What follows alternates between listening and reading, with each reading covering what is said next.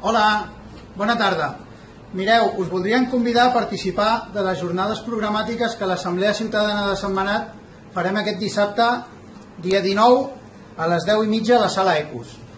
Per què fem aquestes jornades programàtiques? Perquè volem que el nostre programa electoral, a part de factible i realista, sigui construït i realitzat entre tots i totes.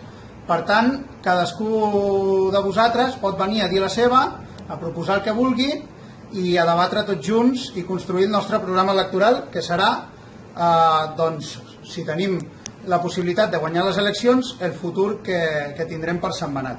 Dit això, ja sabem que tots els altres partits polítics ja han escollit els seus candidats i candidates, sense cap mena de sorpresa, tret d'Esquerra Republicana, que ha tingut una renovació, però nosaltres fem les coses diferents. Nosaltres volem construir el programa electoral entre tots i després, en un futur, fer unes primàries obertes on qualsevol persona que participi de la construcció del programa es podrà presentar.